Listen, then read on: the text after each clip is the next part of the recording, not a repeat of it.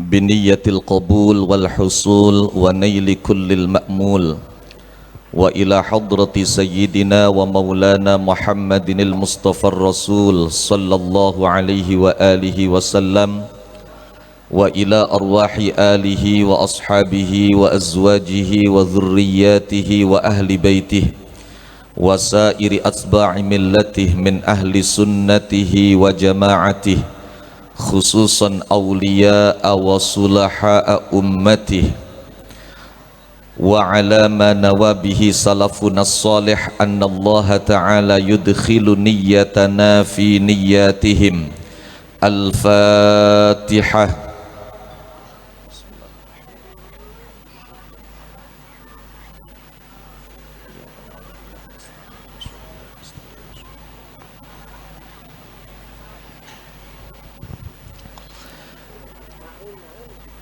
Alhamdulillahilladzi ja'alal ilma rafi'al maqam syadidal lizam la yura fil manam wa la yurathu 'anil aba'i wal a'mam wassalatu wassalamu ala man kana khuluquhul Qur'an sayyidina wa maulana Muhammadin khulasati waladi adnan wa ala alihi wa sahabatihi wa man tabi'ahum bi ihsan salatan wa salaman daimaini mutalazimaini makhtalafal lailu wan naharu wa ta'aqabal malawan.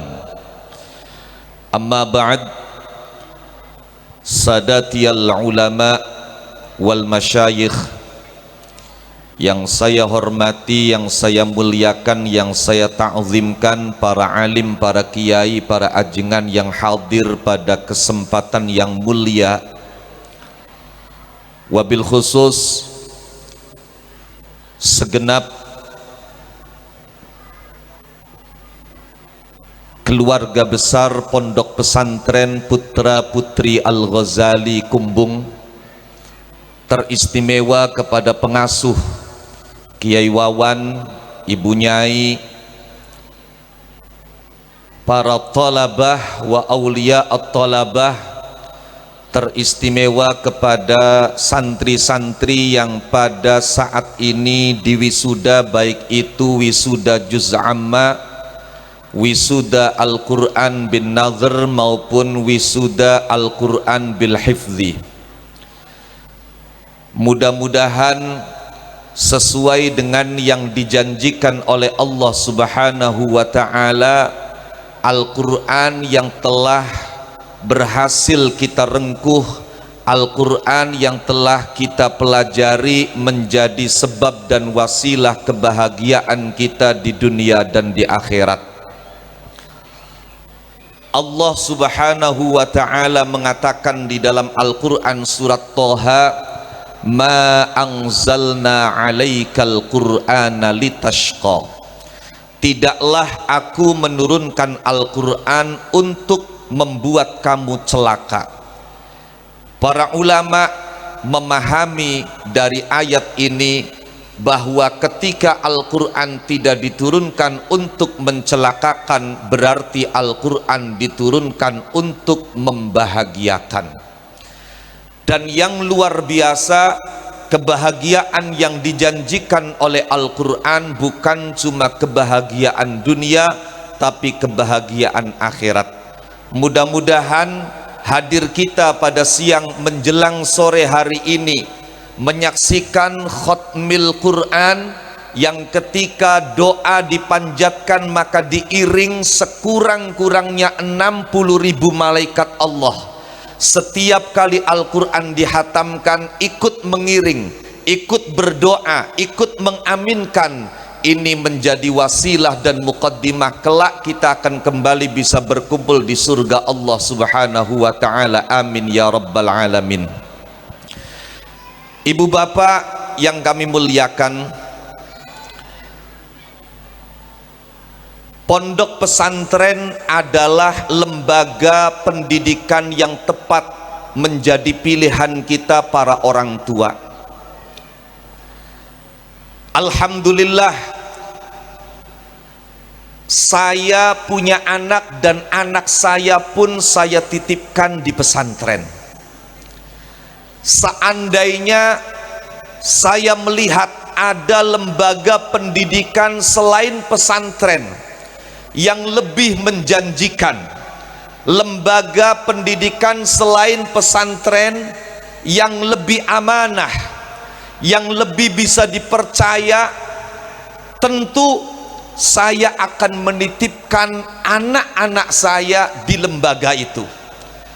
Tapi sampai hari ini, sampai detik ini, saya meyakini pesantren satu-satunya lembaga yang paling tepat, lembaga yang paling kita bisa harapkan, bukan cuma untuk mengkader anak-anak kita menjadi manusia-manusia yang pintar, tapi di pesantren juga berikhtiar, berusaha bagaimana anak-anak kita menjadi generasi yang benar.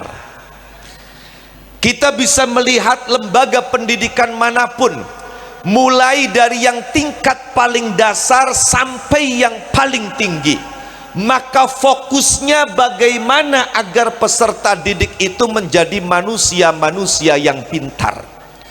Tapi alhamdulillah, pesantren bukan cuma berikhtiar memintarkan santrinya, tapi pesantren juga fokus bagaimana santrinya menjadi insan-insan yang benar.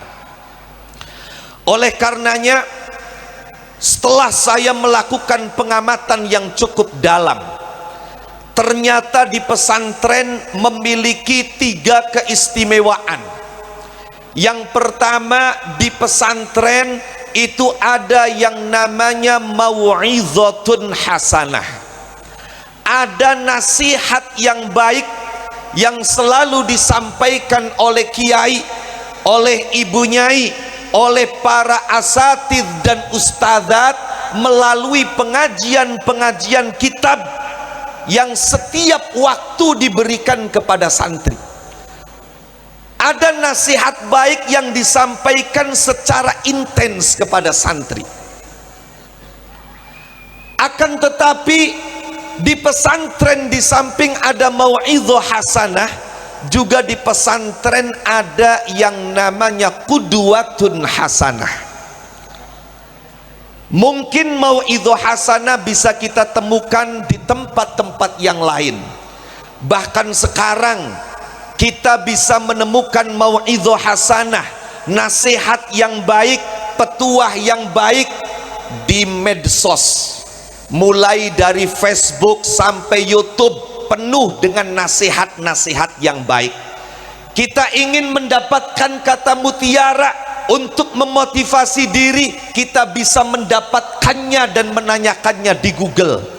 Akan tetapi media sosial hanya bisa memberikan nasihat yang baik, tapi tidak bisa memberikan contoh dan teladan yang baik.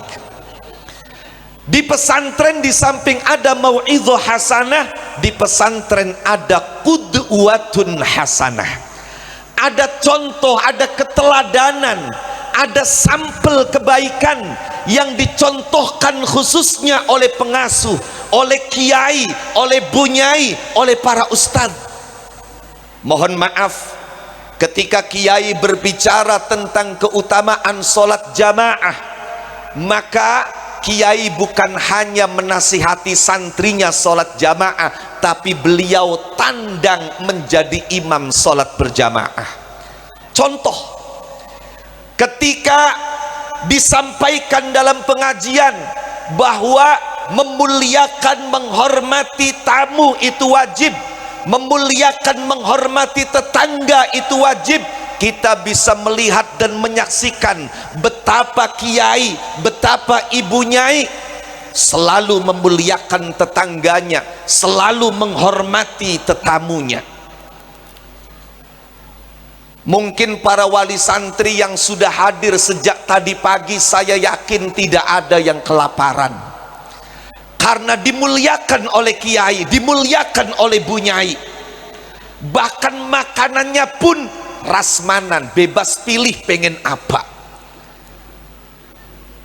Ada qudwah hasanah, ada teladan dan contoh yang baik.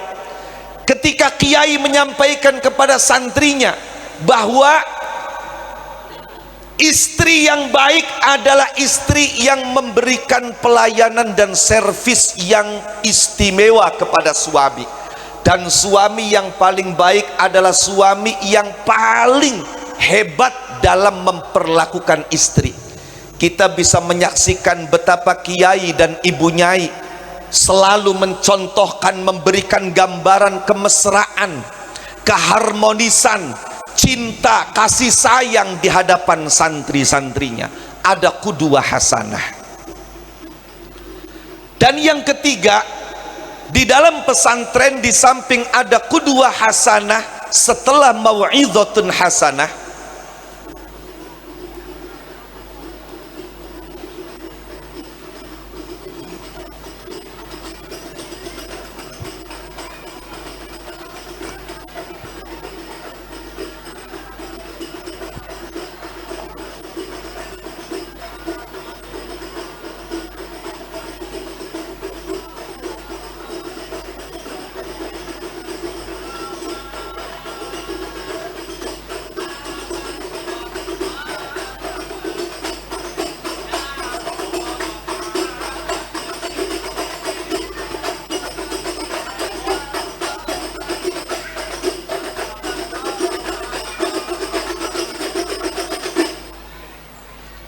ahlan wa sahlan biqudumi dhaifinal karim ahadil mudarrisin bi Jamiatil Azhar Asy-Syarif.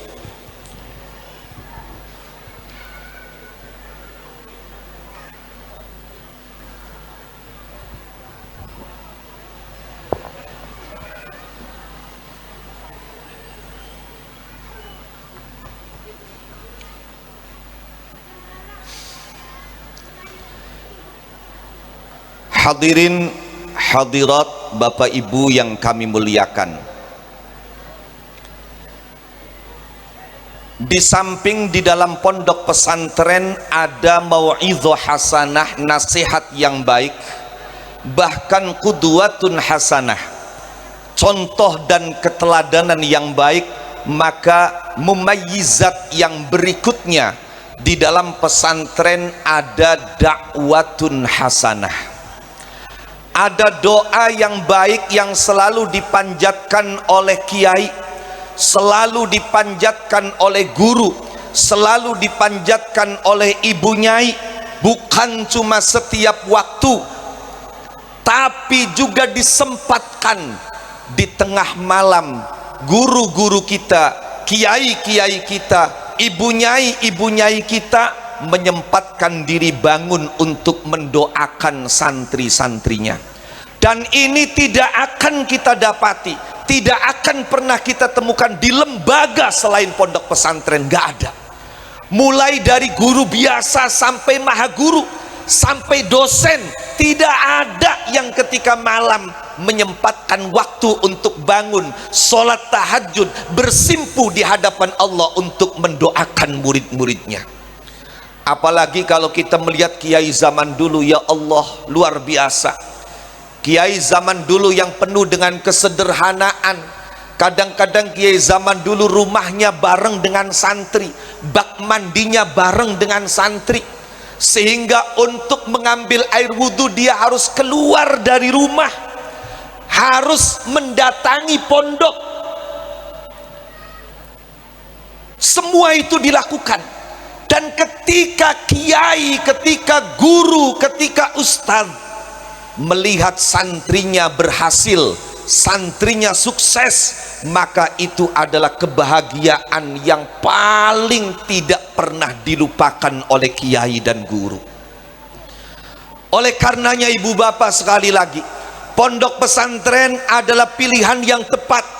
Bagaimana agar anak-anak kita bukan cuma dididik untuk menjadi manusia cerdas dan pintar, tapi diusahakan menjadi manusia yang benar, sehingga kelak di kemudian hari menjadi putra putri yang mendapatkan hasanah fid dunya, hasanah fil akhirah. Allahumma amin ya rabbal alamin. Apalagi Tadi saya melihat dan menyaksikan sangat terharu betapa luar biasanya santri-santri Al-Ghazali yang diwisuda, baik itu yang telah berhasil menghatamkan juz 30, bahkan menghatamkan Al-Quran 30 juz, ada yang bin nazri, ada yang bil hifzi. Luar biasa. Sebab Al-Quran itu adalah sumber segalanya. Oleh karenanya, secara pribadi dalam kesempatan ini saya ingin menyampaikan kepada santri-santri yang telah diwisuda bahwa ini bukan langkah akhir kalian, bahwa ini bukan merupakan titik perlabuhan kalian. Justru wisuda ini merupakan titik kulminasi awal untuk kalian melangkah yang sesungguhnya. Saya teringat dulu ada seorang wali besar namanya Asy-Syaikh Abu Madyan Al-Ghauth. Beliau adalah guru dari Sidnal Imam Abul Hasan Asy-Syadzuli, murid dari Syekh Abdul Qadir Al-Jilani yang membawa thariqat Qadiriyah ke Maroko. Syekh Abu Madyan Al-Ghauth dalam salah satu makalahnya menyampaikan, la yakunul muridu murid hatta yajida fil Qur'an kullama yurid. Seseorang murid belum dianggap murid yang sesungguhnya, seorang murid belum diakui murid yang sejati sampai dia bisa menemukan di dalam Al-Quran apapun yang dia inginkan. Kalau dia sudah bisa menemukan jawaban apa saja dalam Al-Quran, solusi dari persoalan apapun di dalam Al-Quran, kalau dia sudah bisa menemukan segalanya di dalam Al-Quran, baru dia adalah murid yang sejati.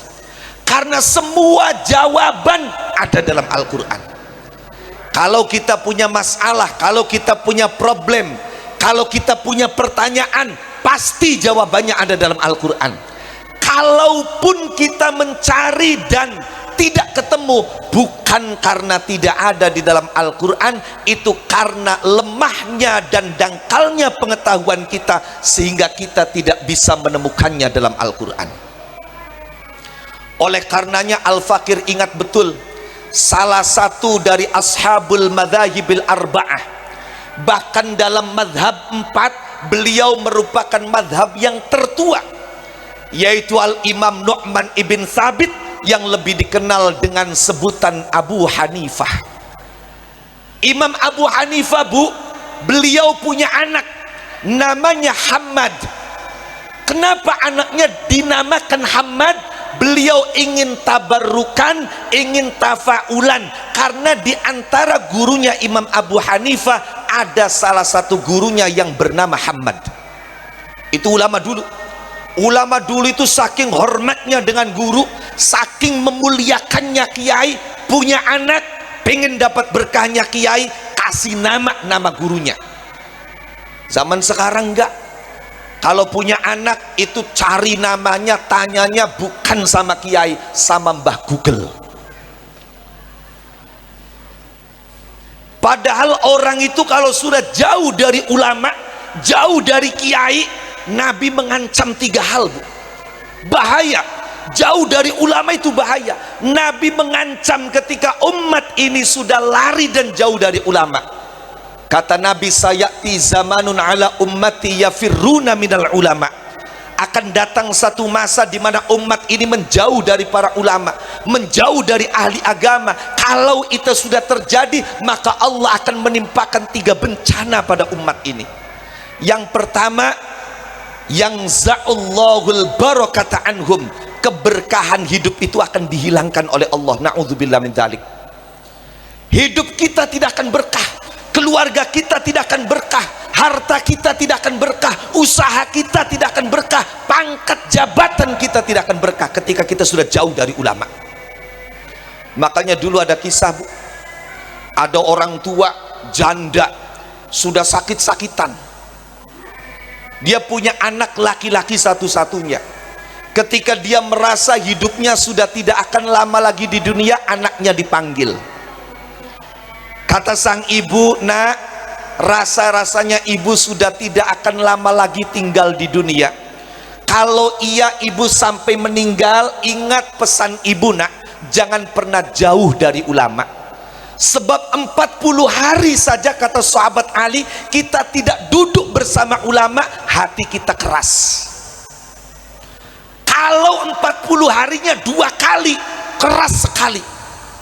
Sampai 40 harinya berkali-kali tanpa kita duduk bersama ulama, maka na'udzubillah hati kita bisa mati. Karena kerasnya hati lebih keras daripada batu. Sekeras apapun batu, kita hancurkan pakai alat masih bisa hancur. Tapi hati kalau sudah keras akan menjadi mati. Nasihat seperti apapun tidak akan bisa masuk.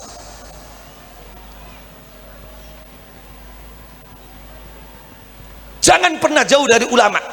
40 hari tidak pernah duduk di majelis ulama, keras hatinya kata Sayyidina Ali. Man madha alaihi arba'una yauman walam yujalisil ulama qasa qalbuh.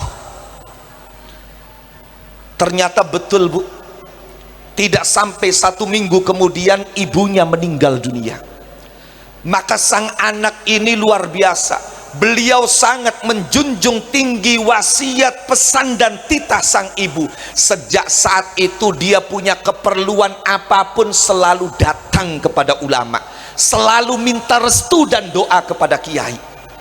Zaman dulu fenomena ini kita bisa saksikan. Ada orang pengen nikah, belum punya calon-calon, datangnya ke kiai.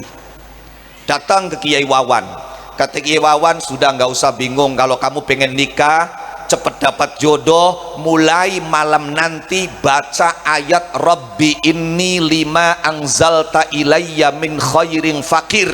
Ini doanya Nabi Musa. Ternyata setelah diamalkan, Masya Allah, tidak sampai 40 hari dapat jodoh. Sudah dapat jodoh, datang lagi ke kiai, minta nanti ketika nikah dinikahkan oleh kiai, didoakan oleh kiai. Selalu datang konsultasi kepada kiai, kepada ulama, kepada ajengan. Setelah nikah langsung dinikahkan oleh kiai, didoakan berkah oleh kiai. Akhirnya apa? 4 tahun belum punya anak. Ulama zaman dulu didatangi, minta amal-amalan biar punya keturunan. Dikasih amal-amalan, kata kiainya nggak usah pusing, nggak usah repot. Mulai sekarang kalau sholat, baik sholat fardu maupun sholat sunnah, setiap selesai baca tasyahud, sebelum salam baca ayat Rabbi la tadharni fardaw wa anta khairul warithin. 3 bulan kemudian istrinya hamil. Nanti ketika hamil sudah 4 bulan, datang lagi ke kiai, minta didoakan, diadakan acara 4 bulanan. Hamilnya masuk 7 bulan, datang lagi ke kiai, minta didoakan, diadakan acara 7 bulan. Nanti kalau sudah usia 9 bulan, sudah waktunya melahirkan tapi masih belum lahir juga. Akhirnya kata bidannya, ini kalau sampai nanti malam jam 12 belum lahir harus disesar. Nggak mau istrinya disesar. Orang dulu datangnya ke kiai, kiai istri saya kalau sampai jam 12 belum lahiran juga mau disesar, gimana amalannya Pak Kiai agar jangan sampai disesar? Kata kiai, gampang. Mulai sekarang kamu pulang, di samping istrimu baca Hanna waladat Maryam wa Maryam waladat Isa ukhruj ayyuhal maulud biqudratil malikil ma'bud. Baru dibaca 7 kali, lahiran istrinya. Nanti anaknya sudah lahir, tumbuh besar, nakalnya Masya Allah minta ampun. Orang zaman dulu anak nakal datang ke kiai. Kiai, anak saya nakal sekali, 27 derajat pokoknya nakalnya kiai, seperti fadilahnya sholat berjamaah. Kata kiainya, sudah gampang, mulai sekarang kamu setiap malam baca ayat wala saufa yu'tika rabbuka fatardo. Gak usah banyak-banyak, 102 kali saja. Maka insya Allah semakin bertambah usia anakmu, maka semakin prestasinya, semakin kinerjanya, semakin ucapan dan tingkah lakunya akan membuat orang tua ridho dan bangga dengan anaknya. Mulai sekarang baca wala saufa yu'tika rabbuka fatardo. Itu datangnya ke kiai. Sekarang sudah mulai enggak. Anak nakal konsultasi ke psikiater. Istri waktunya melahirkan masih belum lahir juga, datangnya ke dokter spesialis. Spesialisnya namanya spesialis SPOG. Tahu SPOG orang sini? Spesialis ogok-ogok. Maka sang anak ini karena dia soleh, wasiat dan pesan ibunya betul-betul dijunjung tinggi. Apapun yang akan dia lakukan, datang ke kiai minta doa dan restu. Subhanallah Bu, berkah hidupnya. Dia buka usaha semakin berkembang. Dari yang sebelumnya cuma 1, cabangnya sudah 15. Dari yang sebelumnya kaki 5, akhirnya apa? Bisa punya kios sendiri.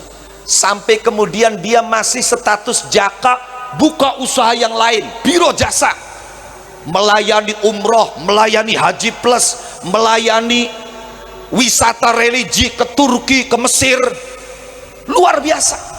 Singkat cerita, pada satu hari ada pertemuan pengusaha-pengusaha sukses di hotel bintang 5. Ternyata ketika dia datang ke pertemuan itu, tiba-tiba dia ketemu dengan seorang perempuan yang cantiknya Masya Allah. Dari jauh cantiknya Masya Allah, penasaran, didekati, tambah Masya Allah. Sebab sekarang itu banyak yang tipu-tipu. Dari jauh cantik Masya Allah, didekati innalillah. Kalau lihat foto profilnya di Facebook, wih Masya Allah, glowing. Giliran aslinya, na'udzubillah. Ini cantiknya Masya Allah. Singkat cerita, pemuda sukses ini jatuh cinta pada pandangan pertama. Namanya juga orang jatuh cinta. Pulang dari hotel, makan gak enak, minum gak enak, malam tidur mata terpejam, tapi bayangan yang ada adalah perempuan yang tadi dia ketemu di hotel. Gak bisa tidur, sudah cinta. Akhirnya karena dia dibutakan oleh cinta dan dia tidak mau sakit, singkat cerita dia langsung datang besok paginya ke rumah perempuan tadi. Siapa perempuannya yang menolak laki-laki soleh, ganteng, kasep, sukses?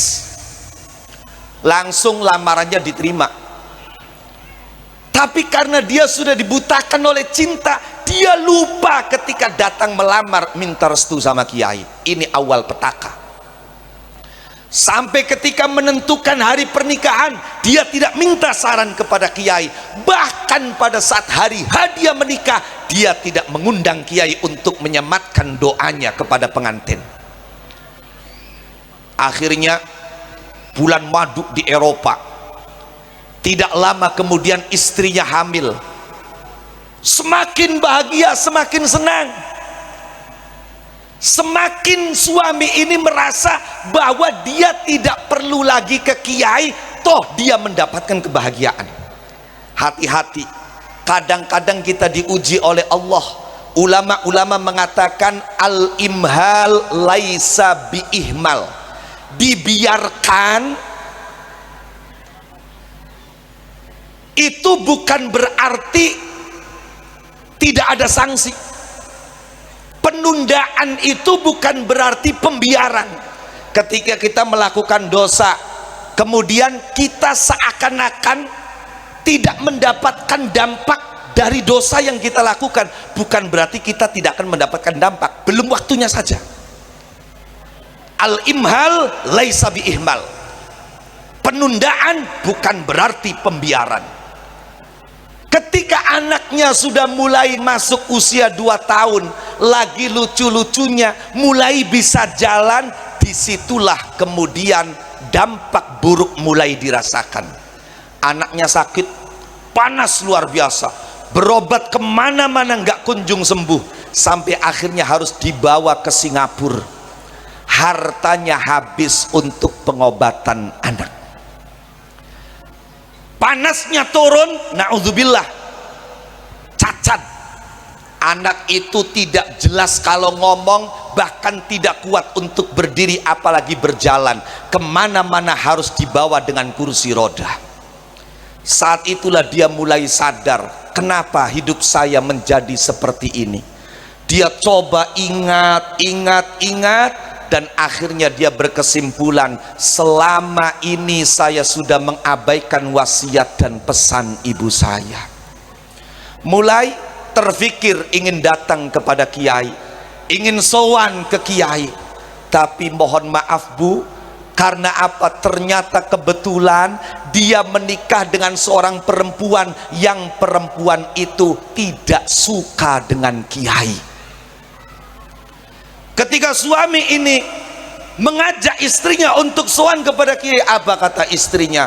Alah, keuangan lagi sulit, diajak sowan ke kiai, enak saja katanya. Bukankah nanti kalau sowan itu kita harus bawa ini itu, kita harus begini begitu, ini keuangan lagi sulit, ngabis-ngabisin uang, nggak usah. Kata suami, kita cari berkah ke kiai, siapa tahu dengan doa kiai anak kita nanti sehat, anak kita nanti sembuh.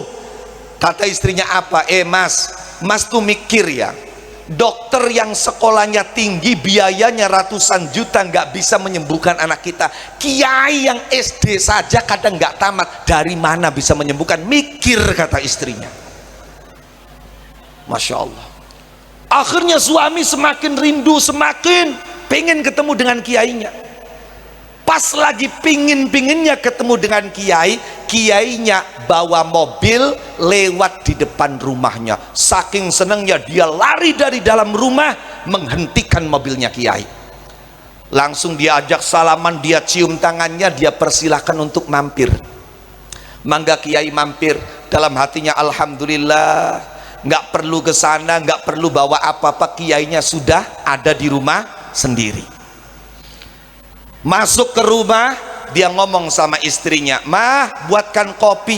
Istrinya marah, "Mas, hemat sedikit bisa apa enggak? Tadi barusan kopi habis 1 gelas, sekarang minta kopi lagi." Kata suaminya, "Bukan buat saya mah, itu ada Pak Kiai mampir." "Oh, Pak Kiai, ya sudah saya buatin." Tapi nggak ikhlas itu Bu, buatin kopinya nggak ikhlas, sambil ngedumel itu ngomong, "Ah, kiai pakai mampir segala, akhirnya kan buatin kopi, gula lagi mahal, setengah saja gulanya." Istrinya kebetulan nggak suka dengan kiai. Akhirnya dihidangkan kopi, diminum oleh kiai. Saking rindunya, saking asyiknya ngobrol, suaminya lupa kalau mau minta doa sampai kiainya pamit. Setelah kiainya pergi baru dia sadar, dia ingat, astagfirullahaladzim, saya mau minta doa, kiai sudah pulang, lupa. Berarti saya mau nggak mau harus datang, harus sowan. Tapi dia kepikiran, tadi kiai disuguhin kopi nggak habis kopinya. Kalau begitu saya mau ngalap berkah bekas kopinya Pak Kiai saja. Dia masuk ke dalam, tanya sama istrinya, "Tadi bekas kopinya Pak Kiai mana?" "Waduh, sudah saya buang, kurang ajar," kata suaminya. "Loh, memangnya tanya bekas kopi mau buat apa?" "Mau saya ngalap berkah, mau saya ambil berkahnya untuk ngobati anak kita, siapa tahu dia sembuh." "Nah, sampian, masa ya bekas kopi bisa menyembuhkan, logikanya di mana?" Itu istrinya. Suaminya masih belum putus asa, siapa tahu ampas kopi itu masih ada di sekitar kamar mandi. Akhirnya dia masuk ke dalam kamar mandi, ternyata sudah bersih. Dia kecewa, pas mau keluar Bu, di samping pintu itu ada cantolan, dia melihat ada celana dalam, dan dia yakin itu bukan celana dalam dia. Akhirnya dia ingat, tadi Pak Kiai sebelum pulang minta izin mau ke kamar mandi. Wah, ini kayaknya celananya Pak Kiai ini. Dari dalam kamar mandi dia berteriak, manggil istrinya, "Mah, apaan? Sini." Nanggung lagi nyuci, piring katanya. Sini sebentar. Emang ada apa sih? Liatin dulu, nanti malam aja kata istrinya. Liatin sebentar, udah tahu kayak gitu. Sebentar, enggak, nanti malam aja kata istrinya. Enggak mau masuk itu istrinya. Akhirnya suaminya keluar, ditarik istrinya suruh masuk. Ada apa sih mas? Itu lo lihat celananya siapa? Lo iya, celananya siapa? Itu kan bukan celana saya. Tadi Pak Kiai sebelum mau pulang kan ke kamar mandi dulu. Itu berarti milik Pak Kiai. Lah terus gimana mas? Sudah, kamu saya minta hari ini nurut sama saya. Hari ini saja. Besok kamu nggak nurut lagi nggak apa-apa. Hari ini saja nurut. Ambil air di ember. Buat apa? Sudah ambil saja, ambil. Akhirnya diambilin. Setelah diambilin air di ember, itu celana dimasukkan ke dalam ember. Kata suaminya, ambil gelas. Ambil gelas. Kemudian diambilkan air itu.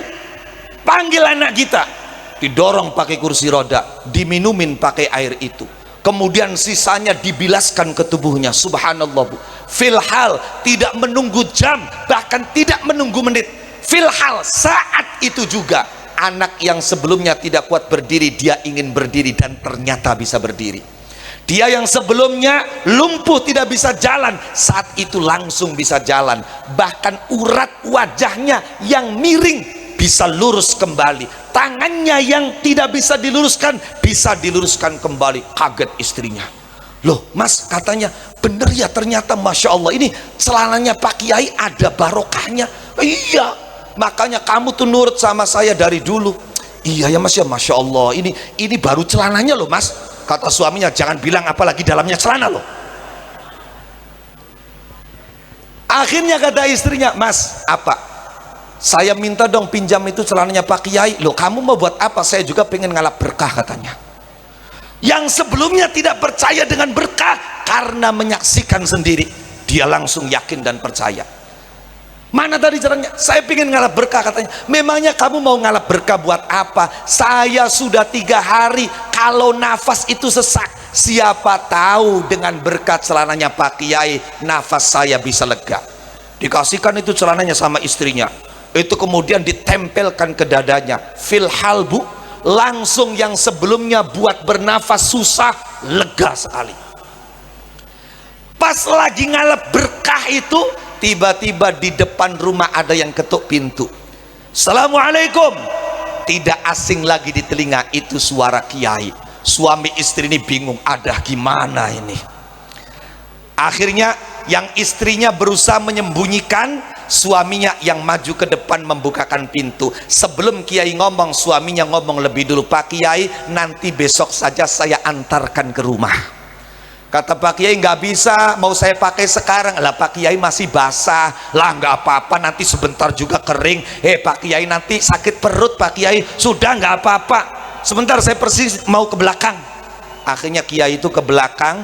Nggak lama dia keluar dari kamar mandi sambil ngucap, Alhamdulillah. Kamu ini gimana, orang masih kering, nggak basah, nggak apa kok dibilangin basah. Loh memangnya Pak Kiai yang ketinggalan apa? Kacamata. Kacamata. Suami istri ini bingung ini. Istrinya mencoba memberanikan diri. Kata istrinya, mohon maaf Pak Kiai, kalau celana dalam yang ketinggalan milik siapa? Ya nggak tahu kata Pak Kiai. Wong saya nggak pernah pakai celana dalam. Makanya nggak usah kaget bu, kalau ada Kiai anaknya banyak itu nggak usah kaget. Kalau saya belum banyak, baru 6. Jadi kalau Kiai itu istrinya hamil, itu responnya Masya Allah. Masya Allah itu responnya. Tahu nggak istrinya Kiai Wawan hamil lagi? Masya Allah. Nah, ya. Kenapa? Karena yang kakaknya itu masih menyusu, sudah punya adik. Biasanya begitu. Ada lagi orang kalau hamil itu responnya innalillah. Ya biasanya yang hamil nggak punya suami, innalillah. Itu suaminya mana? Ada yang alhamdulillah, itu kalau sudah 7 tahun menikah belum punya anak, dikaruniai anak, itu alhamdulillah itu. Akhirnya kata Pak Kiai, saya nggak pakai itu bukan celana saya.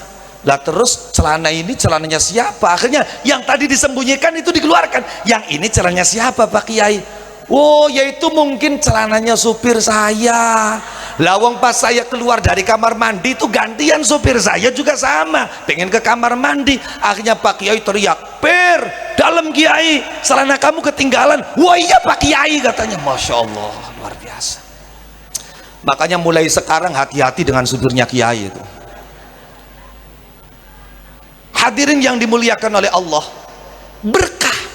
Dan yang kedua, Nabi mengancam ketika umat ini sudah menjauh dari ulama, yusallitullahu alaihim sultanan zalima, Allah akan kuasakan atas mereka pemimpin yang zalim. Makanya kalau pemimpin kita zalim, nggak usah menyalahkan, introspeksi pada diri kita. Mungkin selama ini kita sudah jauh dari ulama.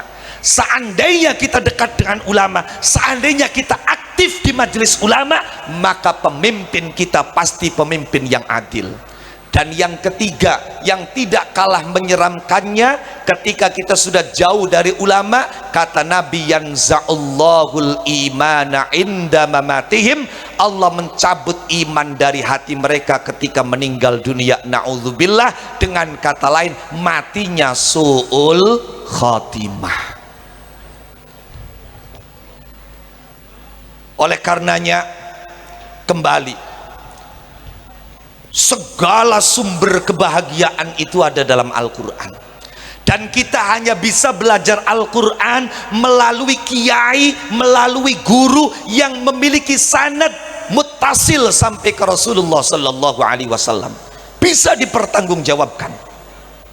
Mau bacaan yang model apa? Mau bacaan biasa misalnya, Alhamdulillahi Rabbil Alamin, Ar-Rahmanir Rahim, Maliki Yawmiddin, Iyyaka na'budu wa iyyaka nasta'in, Ihdinas siratal mustaqim, Siratal ladzina an'amta 'alaihim, Ghairil maghdubi 'alaihim waladdallin.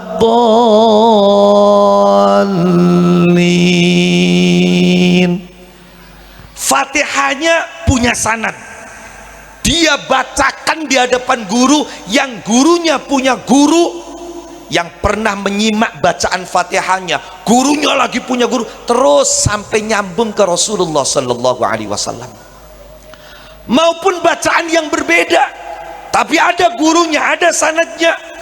Alhamdulillahi Rabbil Alamin, Ar-Rahmanir Rahim, Maliki Yawmiddin, Iyyaka na'budu wa iyyaka nasta'in, Ihdinas siratal mustaqim, Siratal ladzina an'amta 'alaihim, Ghairil maghdubi 'alaihim waladdallin. Sodnya sirat dibaca sin, alaihimnya dibaca isba. Ketika punya guru yang sanadnya muttasil ke Nabi, maka ini adalah kebahagiaan. Quran itu sumber semuanya. Kita ingin mencari jawaban apa, solusi apa, ada dalam Al-Quran. Maka Syekh Abu Madian Al-Ghauth mengatakan, la yakunul muridu murid hatta yajida fil Quran kullama yurid. Belum dikatakan murid yang sejati, murid yang sesungguhnya, sampai dia bisa menemukan di dalam Al-Quran segala apa yang dia inginkan. Itulah kenapa Al-Imam Abu Hanifah Nu'man ibn Thabit punya anak, dia dulu ngaji sama seorang ulama namanya Syekh Hamad, maka anaknya pun dinamakan Hamad, ngalap berkah. Sekarang santrinya sudah mulai ketularan itu. Untuk nama anak, carinya di Google, searchingnya di Google. Ya Allah, padahal di dalam Al-Quran banyak nama-nama yang indah. Di dalam kitab Dalail Khairat kita bisa pilih nama Rasulullah ada 201, tinggal pilih yang mana. Dan ada berkah. Kalau nggak mau jauh-jauh sudah, di Quran itu ambil surat pertama Al-Fatihah itu. Buat nama anak, cakep semua. Saya dulu ketika mondok di Jawa Tengah itu ada tetangga pondok, anaknya laki-laki 4, laki-laki semua. Saya sampai berdoa, mudah-mudahan ya Allah kalau punya anak lagi jangan sampai laki-laki, perempuan dah ya Allah. Apa? Karena tetangga pondok saya itu orangnya baik sekali. Kalau saya lewat pasti suruh mampir, kalau sudah mampir pasti dibuatin kopi, kalau sudah ngopi pasti dikasih rokok. Jadi karena baiknya saya sampai ikut mendoakan, ya Allah mudah-mudahan kalau punya anak lagi jangan sampai laki-laki, perempuan ya Allah. Kenapa? Karena anak laki-laki 4 itu semua namanya diambil dari surat Fatihah. Anak pertama namanya Rahman, anak kedua namanya Rahim, anak ketiga namanya Malik, anak keempat namanya Mustaqim. Jadi kalau anak kelima laki-laki lagi, takutnya nanti dinamakan waladolin. Makanya saya berdoa mudah-mudahan perempuan itu. Iya. Tapi ya enaknya kalau punya anak ambil namanya dari surat Fatihah. Kalau manggil nggak perlu satu-satu, Bu, cukup sekali saja datang semua, Al-Fatihah, datang semua itu. Imam Abu Hanifah anaknya pengen dapat limpahan berkah gurunya, dikasih nama Hamad. Singkat cerita, ketika Hamad itu sudah masuk remaja, disuruh ngaji Quran, Bu. Betapa Imam Abu Hanifah sangat memuliakan Al-Quran, sangat mengagungkan Al-Quran. Tidak ada kata mahal, tidak ada kata berat selama kita mampu, dan itu demi untuk Al-Quran. Ternyata, Bu, setelah ngaji putranya ini 3 bulan lamanya bisa menyelesaikan surat Fatihah. Masya Allah. Kalau dipraktekkan zaman sekarang 3 bulan baru dapat Fatihah, kayaknya nggak laku itu. 3 bulan selesai Fatihah. Setelah selesai Fatihah 3 bulan, anak ini pulang laporan sama orang tuanya, ya abi qad khatamtu fatihatal kitab. Bah, saya sudah berhasil menghatamkan surat Al-Fatihah. Kata ayahnya, yang benar, coba Iqra wa ana asma', kamu baca, saya dengarkan. Dibaca, ternyata betul itu Fatihahnya mujawwad, murattal, tajwidnya pas, makharijul hurufnya pas, sifat-sifat hurufnya pas, tartil, bahkan lagunya, langgamnya enak. Saking senangnya Imam Abu Hanifah, esok paginya anaknya diajak, ayo sekarang balik ke pondok, saya mau berterima kasih kepada gurumu. Sesampainya di rumah guru anaknya, Imam Abu Hanifah kemudian menghadiahkan kepada guru anaknya yang 3 bulan berhasil mengajari surat Al-Fatihah 1000 dirham. Kalau sekarang tak berapa puluh juta itu. Sampai sang guru itu kaget. Kata gurunya, ini bukankah kebanyakan wahai Abu Hanifah? Apa jawaban Imam Abu Hanifah? Seandainya saya punya lebih banyak, itu akan saya berikan kepadamu. Tidak ada artinya uang dibanding dengan Al-Quran. Masya Allah, luar biasa. Bagaimana bisa berbanding dengan Al-Quran 30 juz, 114 surat, lebih dari 6.000 ayat. Satu Bismillahirrahmanirrahim yang berhasil diucapkan oleh anak kita dengan benar, itu Allah kasih reward dan penghargaan 3 orang bebas dari api neraka. Idza qala as-sabiyyu bismillahirrahmanirrahim kutiba lahu wa li muallimihi wa li abawaihi bara'atun minan nar. Ketika seorang anak yang sebelum mengaji dia belum bisa baca bismillah, kemudian setelah ngaji bisa baca bismillah dengan benar, bukan bismillahirrahmanirrahim lagi, tapi bismillahirrahmanirrahim, maka dicatat untuk anak itu, untuk guru yang mengajarinya, dan untuk kedua orang tuanya, dikasihkan kepada mereka surat sakti yang isinya bebas dari neraka. Allahumma, itu bismillah. Al-Quran itu lebih dari 6.000 ayat. Berapa lebihnya? Ulama berbeda pendapat, tapi yang paling terkenal 6.666.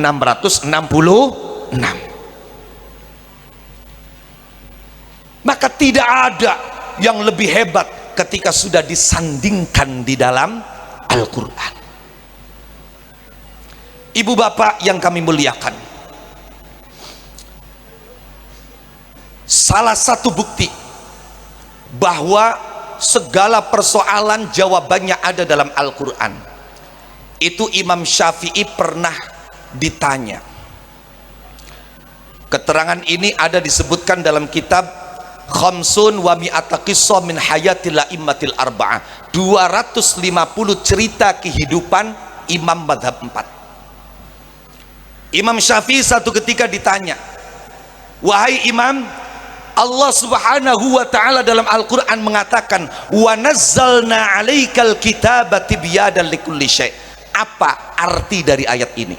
Dijelaskan oleh Imam Syafi'i, tidak ada yang sudah pernah terjadi, yang sedang terjadi, bahkan yang akan terjadi, kecuali semuanya sudah ada dalam Al-Quran, baik secara eksplisit maupun secara implisit, baik secara tertulis maupun tidak tertulis.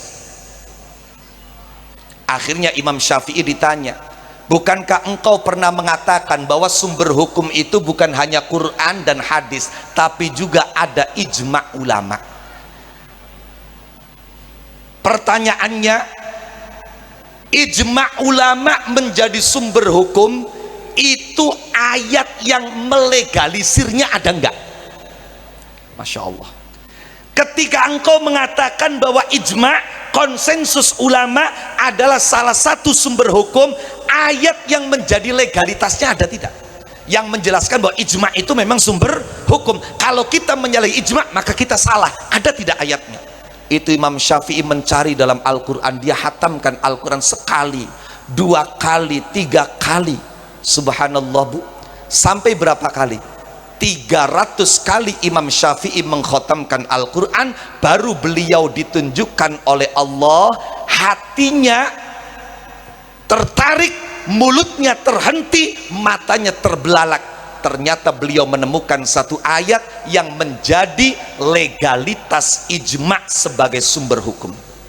Itu setelah 300 kali menghatamkan Al-Quran, Imam Syafi'i baru teringat di dalam Al-Quran ada ayat yang berbunyi, wa may yattabi' ghaira sabilil mu'minina nuwallihi ma tawalla wa nuslihi jahannam. Ayat ini kemudian dijadikan sebagai legalitas ijma' sebagai sumber hukum.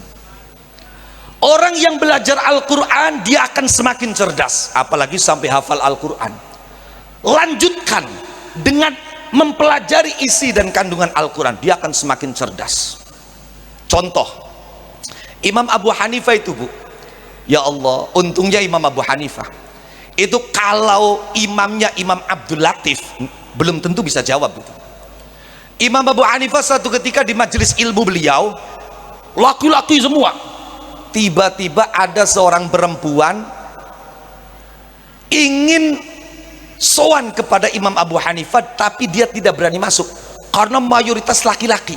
Akhirnya dia hanya berdiri di depan pintu. Imam Abu Hanifah tahu. Akhirnya apa? Akhirnya bilang sama santrinya, kamu datangin itu ibu-ibu, itu kelihatannya janda, kata Imam Abu Hanifah. Kalau istilah Raja Galuh, jahe, janda herang. Coba dekatin, tanya dia mau ada perlu apa. Maka santrinya datang, ditanya, no, bu, punten, mau ada perlu apa? Perempuan yang berdiri di depan pintu itu tidak menjawab, selain dia mengambil sesuatu dari dalam plastik. Ternyata yang dia ambil itu buah apel. Dia kasihkan sama santri sambil bilang, berikan kepada kiaimu. Santrinya bingung. Biasanya kalau datang ke kiai bawa buah itu 1 parcel, ini apel cuma 1 biji. Ya, daripada bingung sudahlah, datang saja ke kiai. Pak Kiai, orang itu nggak ngomong apa-apa, hanya memberikan ini. Kebetulan apel yang diberikan itu bukan apel merah, tapi apel yang kulitnya itu macam-macam. Jadi ada merahnya, ada rada hijaunya, ada rada kuningnya itu. Nah, apel lokal. Imam Abu Hanifah melihat apel itu kemudian bilang sama santrinya, ambilkan pisau di dapur. Santrinya bingung, tapi setelah diambilkan tambah bingung lagi. Kenapa? setelah diambilkan pisau, apel itu dibelah jadi dua. Setelah dibelah jadi dua, bukannya dimakan tapi diberikan lagi sama santri, ini kasihkan sama ibu yang tadi. Dia bingung, tapi dia nurut. Dia datang ibu tadi, dia kasihkan, ini dari Pak Kiai katanya. Kemudian sambil senyum perempuan tadi ngomong, ya sudah, sampaikan ke kiai kamu, saya sudah paham, terima kasih, assalamualaikum. Masya Allah. Coba ada orang bertanya pertanyaannya dengan memberikan buah apel. Kalau yang ditanya saya mungkin tafsirannya beda. Kayaknya perempuan itu jatuh cinta sama saya itu. Bukankah buah apel itu lambang cinta? No. Kalau yang diberi apel saya. Tapi ini Imam Abu Hanifah enggak. Dia minta diambilkan pisau, kemudian dibelah. Setelah dibelah, bukannya dimakan, dikasihkan lagi. Santrinya yang bingung. Akhirnya daripada bingung, tanya sama Pak Kiai. Pak Kiai, mohon maaf, itu maksudnya apa tadi? Kata Imam Abu Hanifah, oh itu tadi perempuan itu datang ke sini, dia bertanya bahwa dia itu sedang haid, tapi darah yang keluar tidak satu warna seperti warna kulit apel ini. Dia tanya kapan sucinya, apakah kalau sebelumnya darahnya merah kemudian berubah ke kuning-kuningan, apakah sudah bisa suci atau belum? Makanya saya kupas, selama masih keluar darah, masih haid, walaupun warnanya beda-beda, nanti dihukumi suci kalau sudah putih seperti dalamnya apel. Masya Allah, cerdas. Ada lagi Imam Malik bin Anas. Imam Malik bin Anas itu Masya Allah, Bu, beliau ilmunya luar biasa. Kita tahu ilmunya Imam Malik dari mana? Lah, muridnya itu, salah satu muridnya adalah Imam Syafi'i, Muhammad ibn Idris Asy-Syafi'i. Kalau Imam Malik bukan ulama yang luar biasa, nggak mungkin punya murid Imam Syafi'i. Yang umur 7 tahun sudah hafal Al-Quran, 10 tahun hafal kitab hadis karangannya Imam Malik, kitab Muwatta. Imam Malik itu pada zamannya Masya Allah bukan cuma alim, terutama setelah Imam Malik mencetak kitab hadisnya yang namanya Muwatta. Jadi Muwatta itu kalau diterjemahkan dalam bahasa Indonesia artinya kitab yang sudah mendapatkan kesepakatan. Muwatta yakni muttafaq, telah disepakati. Kenapa? Karena selesai ditulis oleh Imam Malik, diminta dan ditashihkan pada 70 ulama besar yang ada di Madinah. Wa kulluhum wata'u, 70 ulama besar Madinah semua sepakat dengan isinya. Walidzalik sammahu bil Muwatta, karena sudah mendapatkan kesepakatan 7 ulama besar. Tapi juga Imam Malik di samping alim, akhlaknya luar biasa. Bagaimana tidak? Imam Malik itu dapat hadiah onta, dapat hadiah kuda banyak. Tiba-tiba pas lagi baru dapat hadiah itu, Imam Syafi'i datang, kemudian ngomong sama Imam Malik, Maulana. Orang Mesir itu kalau manggil guru itu Maulana. Maulana, ini kudanya kok bagus, ini kok ontanya bagus. Kata Imam Malik, kalau kamu suka sudah bawa buat kamu semua. Masya Allah, luar biasa. Kata Imam Syafi'i, Maulana, fahalla abqaita laka wahidan, mbok yoho, anda sisakan satu saja buat kendaraan kamu. Apa kata Imam Malik ketika diusulkan oleh Imam Syafi'i untuk menyisakan satu kuda saja untuk kendaraannya? Apa kata Imam Malik? Saya merasa malu pada Allah dan saya merasa tidak punya adab kalau kemudian saya menaiki kuda dan berjalan di atas tanah yang dulu diinjak oleh kaki mulia Rasulullah Sallallahu Alaihi Wasallam. Ini adalah Madinah, tanah ini dulu diinjak oleh kaki Rasulullah. Masa ya saya umatnya menginjaknya menggunakan kuda? Betapa tidak sopannya saya. Masya Allah. Itu Imam Malik. Di zaman Imam Malik itu, Bu, dulu pernah ada seorang wanita janda anak satu meninggal dunia. Pas dimandikan ada kejadian aneh. Pas dimandikan dikosoki, ternyata mohon maaf, itunya lobangnya besar. Padahal dia jadi janda sudah lama, anak baru satu. Akhirnya yang memandikan itu langsung negatif thinking, suudzon. Wah, ini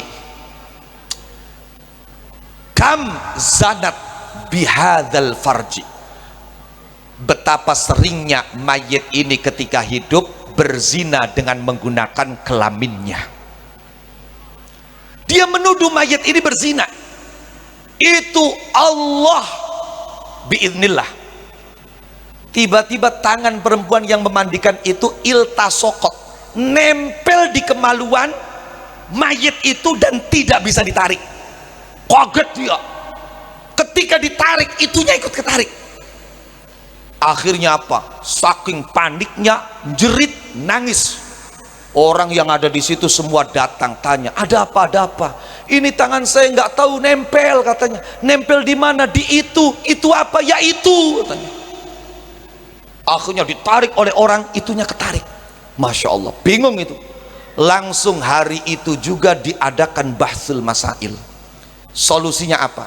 Apakah tangan wanita yang memandikan ini harus dipotong atau itunya yang harus diiris? Sebagian berpendapat tangannya harus dipotong.